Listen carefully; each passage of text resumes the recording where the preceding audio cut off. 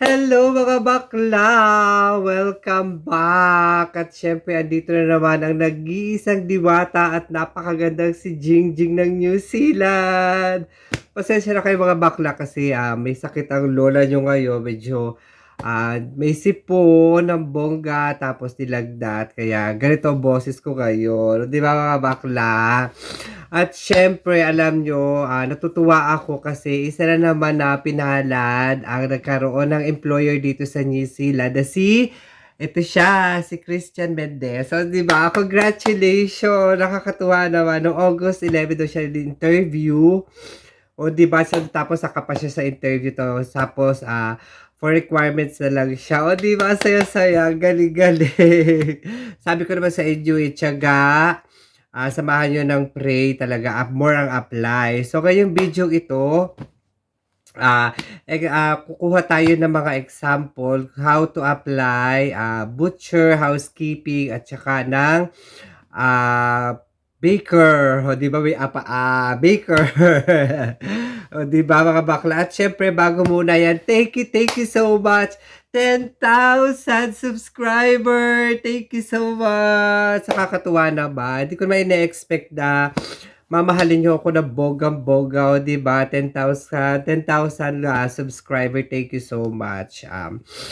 By the way, syempre, bago ko simulan ng video ito,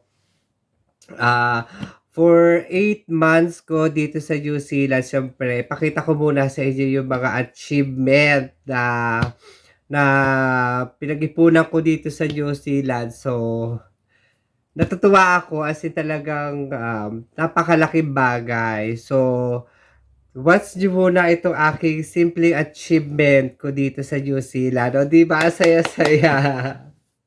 So, ito siya. So, sinimulan ko itong lote na to. Nasa Saudi Arabia pa ako. So, ano siya, installment siya. 150 square meter. Tapos, sinimulan ko siya nung nasa Saudi ako. Hinuhulog-hulugan ko siya. And then, nung nandito na ako sa New Zealand, tinuloy-tuloy ko lang yung paghuhulog hanggang sa natapos ko din sa wakas. And then, nagpapabakod na ako kasi tinatambakan lang naman ang mga kahoy-kahoy. So, kailangan ko na siyang bakuran. O, di ba mga bakla? Kailangan ko na siyang bakura kasi tinatambakan siya ng mga kahoy. So, instead na lagi akong nagpapalinis doon. So, additional gastos yun. So, kailangan, para isang gastos na bakura ko na lang siya para at least maging private property na siya. O, di ba mga bakla? Ganda-ganda ko. So, I'm so happy talaga. As in, happy. At least para pag-uwi ko, meron na akong sariling, kumbaga, achievement ko. Ayan. So, isa yun talaga sa mga pangarap ko. So, soon, magpapatayo na ako ng bahay. So, yun. O, di ba mga bakla, na achievement. O. So, ngayon, ito na yung tutorial how to apply sa SEEK. So, unang gagawin nyo, ito muna i-explain ko how to apply housekeeping. So, simulan muna natin sa housekeeping ng boga. So, ito muna, panoorin nyo ang video ito.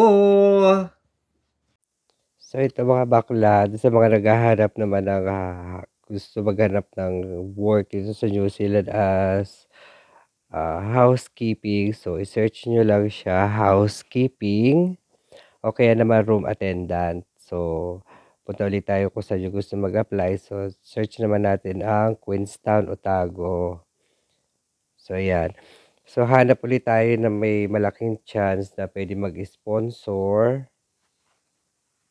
So, yeah, kung may makikita kayo na nakalagay doon sa mga employer na nakalagay na AEWV, so malaking chance yun na pwede sila mag-sponsor. So, hanap ulit tayo. So, tingnan natin to. Room attendant. So, which is housekeeping din naman siya.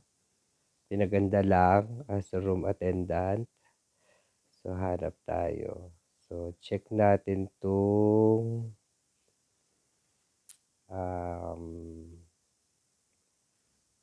check natin tong Millennium. Ito.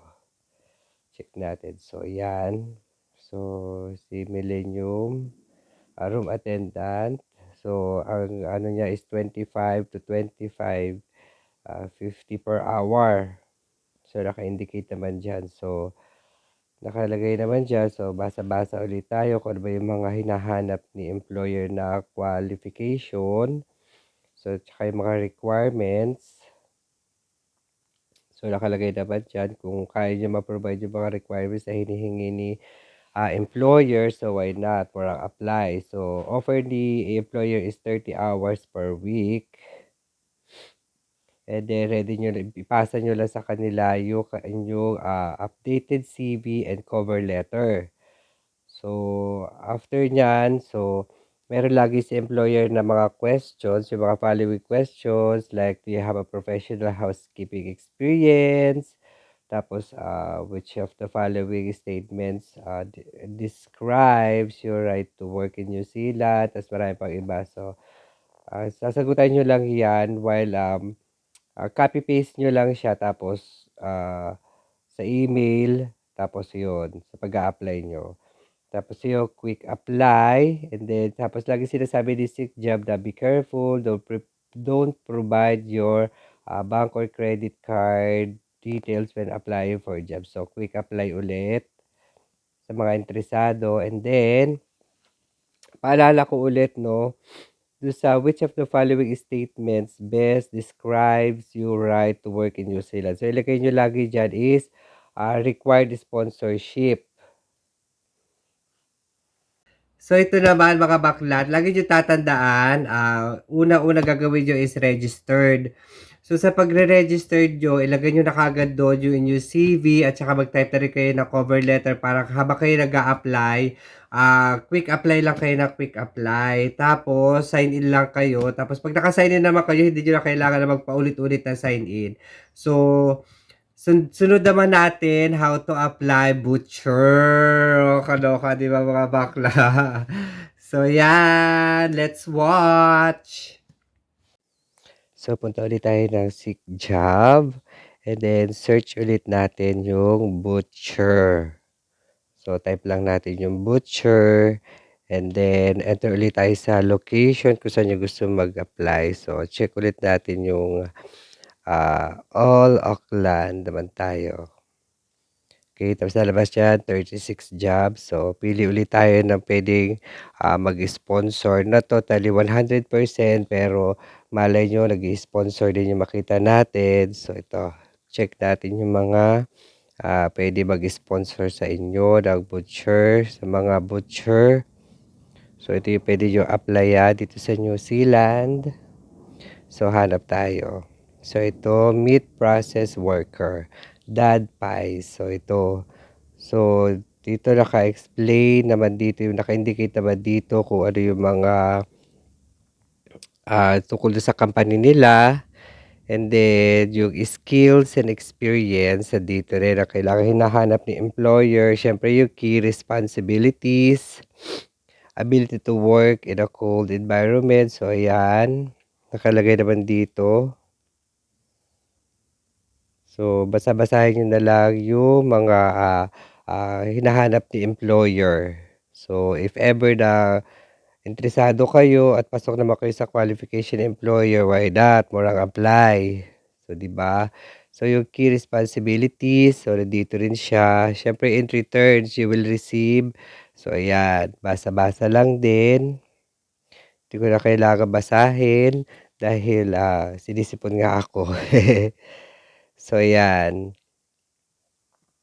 So, after nyan, if you are somebody who enjoys the challenge, ekla-eklabush, so ano ba yung mga kalimit talaga si employer talaga, may mga question pa talaga siya. Tulad dito, what is the maximum weight that you are comfortable and able to lift?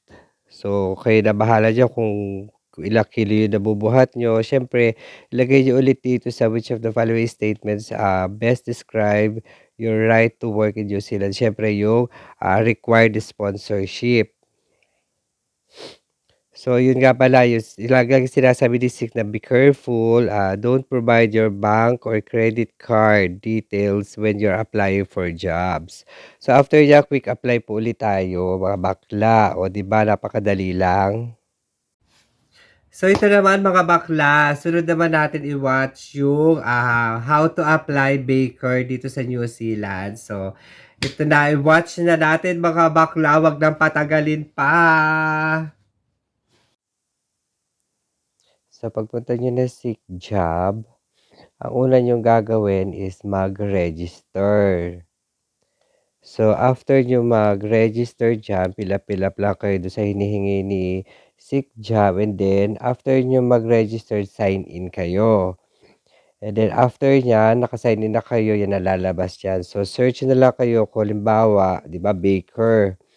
So, ayan. So, yan nalalabas diyan. Tapos, choose nyo lang kung saan nyo gusto nyo mag-apply. Like, Queenstown and Wanaka, Christchurch, o kaya sa lahat ng Auckland, ng places. So, after niyan, seek job 13 ang lalabas diyan. After niyan, yan ang lalabas diyan sa pag-a-apply nyo. And then after niyan, kuha tayo ng isang sample. Kuhain natin 'tong, ano ba maganda dito? Kuhain natin yung mismo nag-i-sponsor. So ito, hahanap tayo ng nag-i-sponsor dito.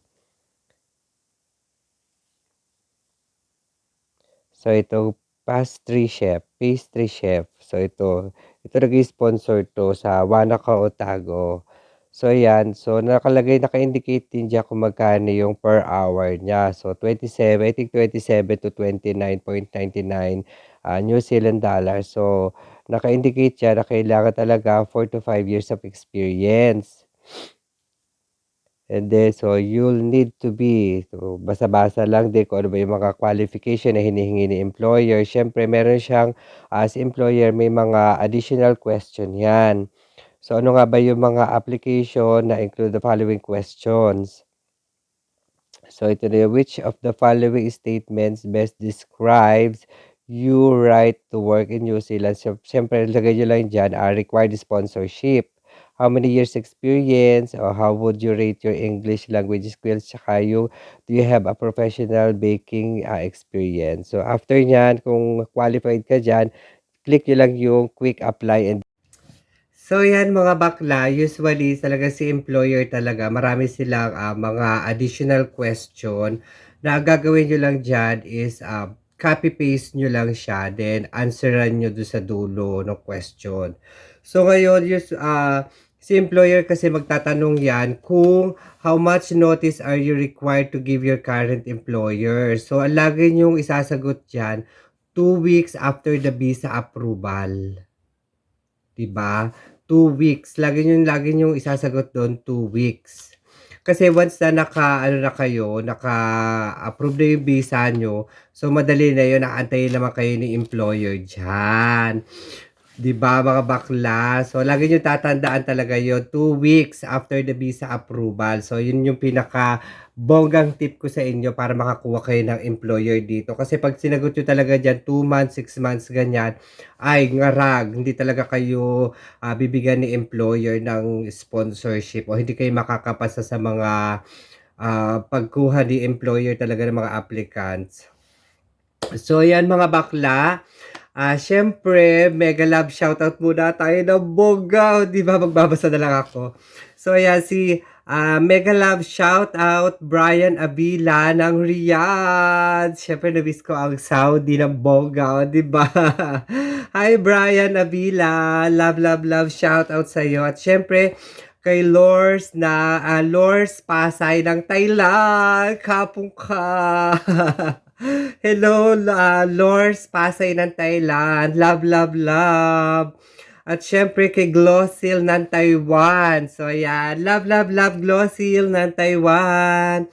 At syempre kay Marilu Valdeviso. Ayan. Mega love shout out. Love, love, love kita. Marilu Valdeviso. At syempre kay Siron Padilla. Love, love, love shout out sa'yo. So yan mga bakla, kung nagustuhan nyo ang video ito, please don't forget to subscribe and hit the bell button notification para updated kayo sa aking mga susunod na mga videos. At syempre, palike na rin po and share para at least marami tayong matulungan na gusto mag-apply. At syempre lagi niyo tatandaan, MYMP, make your mama proud. Ako nga po pala si Jing Jing, ang nag-iisang diwata ng New Zealand. Thank you for watching and I love you all.